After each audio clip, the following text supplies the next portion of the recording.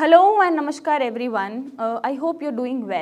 Well. आज हम इस वीडियो में बात करेंगे फैटी लिवर, जो सबसे बड़ा रीज़न होता है लिवर सिरोसिस का या लिवर ट्रांसप्लांट का या लिवर फेलियर का। मतलब लिवर ट्रांसप्लांट जो होते हैं मैक्सिमम वो फैटी लिवर से शुरू होते हैं। फैटी लिवर इतना बढ़ जाता है कि वो इरिवर्सिबल लिवर डैमेज में कन्वर्ट हो जाता है और आपको लिवर ट्रांसप्लांट कराना पड़ता है। तो अगर आपको फैटी लिवर है तो हम ऐसी कौन सी मॉडिफिकेशन करें अपने लाइफस्टाइल में, अपने डाइट में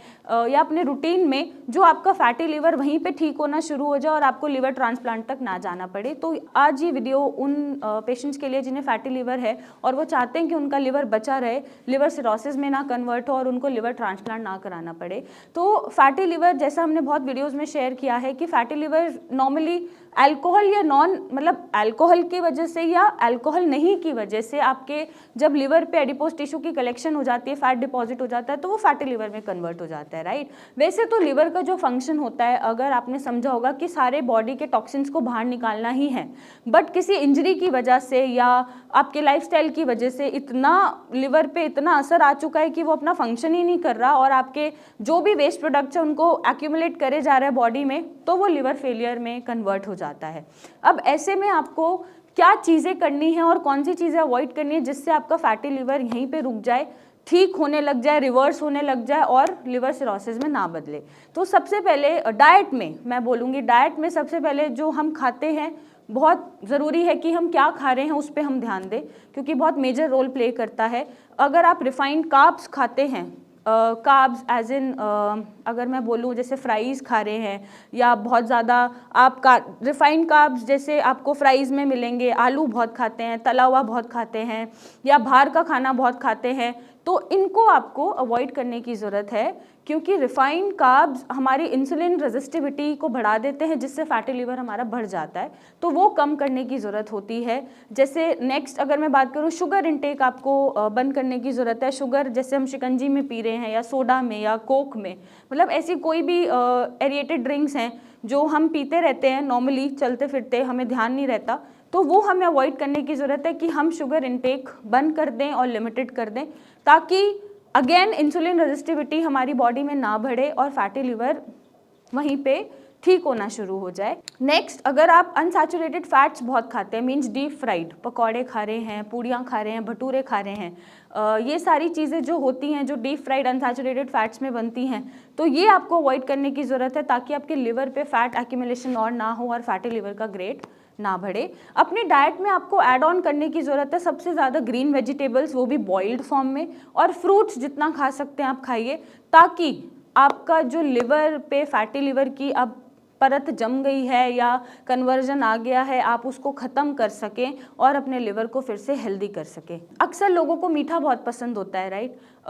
मतलब बहुत क्रेविंग्स होती हैं कि हम केक खा लें, हम जलेबी खा लें, गुलाब जामुन खा लें, गाजर का हलवा खा लें। तो ऐसी कोई भी मिठाई किसी भी फॉर्म में अगर मिठाई हम खा रहे हैं तो वो भी आपको क्रॉस लगाने की ज़रूरत है, क्योंकि उससे अगेन इंसुलिन रेजिस्टिविटी बढ़ जाएगी बॉडी में, फ्री रेडिकल्स घूमते रहेंगे और आपका फैटी लिवर बढ़ता रहेगा, तो वो आपको रोकने की ज़रूरत है। अगर आपका अल्कोहल इंटेक बहुत है तो प्लीज़ आप अल्कोहल इंटेक को लिमिट कर दीजिए। अगर अल्कोहल की वजह से फैटी लिवर हो रहा है या लिवर में डिस्ट्रक्शन आ रही है तो आपको अल्कोहल एकदम स्टॉप करने की ज़रूरत है, ताकि लिवर ट्रांसप्लांट की नौबत ना आए। नेक्स्ट अगर मैं टिप की बात करूं तो आप मेक श्योर दैट अगर आपका वेट है बहुत ज़्यादा,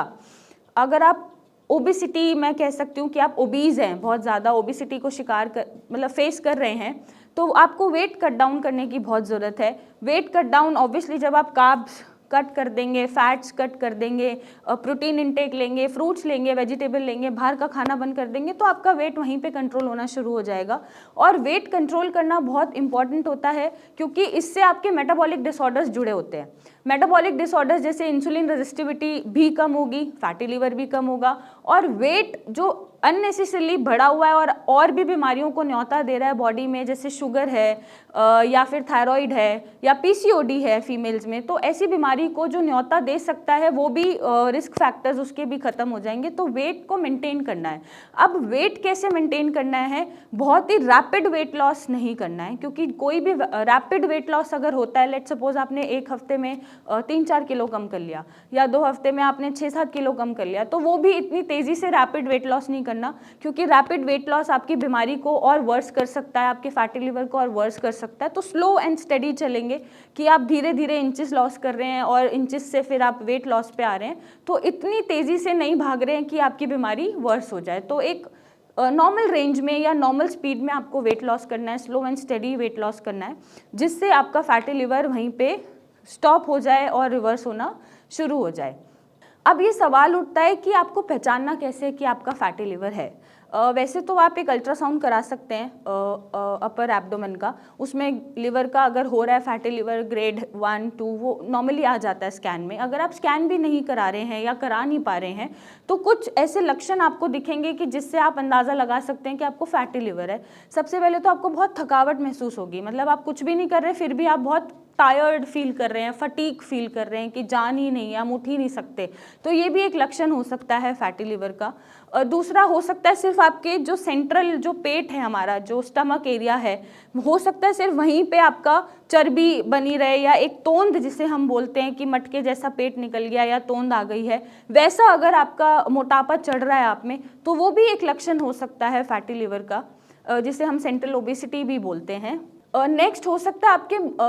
मूड्स में बहुत ज़्यादा फ्लक्चुएशंस हो, मीन्स कभी आप अच्छा फील कर रहे हैं, कभी आप इरिटेबल हैं, कभी आपको गुस्सा बहुत आ रहा है और आपको रीज़न नहीं पता कि ये सब क्यों हो रहा है। तो ये भी आपको कंट्रोल, मतलब ये भी एक लक्षण है कि फैटी लिवर हो सकता है कि आपको पता ही नहीं चल रहा यार मैं क्यों इरिटेट हो रहा हूँ, है ना, कि यार मुझे गुस्सा क्यों आ रहा है। तो ये भी एक इंडिकेशन हो सकता है फैटी लिवर का। हो सकता है आपको नींद प्रॉपर ना आ रही हो, नींद या तो जल्दी से आ नहीं पा रही, अगर आ रही है तो वो प्रॉपर साउंड स्लीप नहीं आ पा रही, आप डिस्टर्ब्ड हैं, बार बार उठे जा रहे हैं या बहुत कन्फ्यूज्ड हैं। तो ऐसे भी कुछ लक्षण हैं जो इंडिकेट कर सकते हैं कि यस फैटी लिवर आपको हुआ है। लास्ट एक बहुत ही मार्क्ड सिम्टम होता है कि स्नोरिंग जनरली सभी कर लेते हैं, बट ऐसी स्नोरिंग कि आपका पूरा घर डिस्टर्ब हो जाए आपके सोने से, अगर ऐसी स्नोरिंग आप कर रहे हैं तो हो सकता है कि आपको फैटी लिवर है। तो जो ये स्नोरिंग है ये जनरली आपको ऑब्स्ट्रक्टिव स्लीप एपनिया भी क्रिएट कर देती है, जिसकी वजह से अगर आप एक कमरे में सो रहे हैं तो पूरे घर में आपके खर्राटे गूंज रहे हैं। ऐसी स्नोरिंग अगर आपको हो रही है तो आप टेस्ट कराइए, चेक कराइए कि कहीं आपको फैटी लिवर तो नहीं है। तो ये कुछ चीज़ें हैं जिनसे आप पता भी कर सकते हैं कि फैटी लिवर आपको हो रहा है या नहीं हो रहा, और अपने फैटी लिवर को कुछ डाइटरी मॉडिफिकेशन से, कुछ बिहेवियरल चेंजेस से, कुछ लाइफस्टाइल मॉडिफिकेशन से, कुछ अपने जो भी रूटीन है उनको चेंज करने से आप अपने फैटी लिवर को रिवर्स कर सकते हैं हमेशा के लिए। और अगर आप चाहते हैं कि आपका लिवर ट्रांसप्लांट तक नौबत ना आए और यहीं पे आपका फैटी लिवर ठीक हो जाए, तो आप नीचे दिए गए नंबर पे मेरी टीम से कंसल्ट करें, मुझसे आके मिलें और इसका जड़ से सोल्यूशन पाएं। So thank you and take care.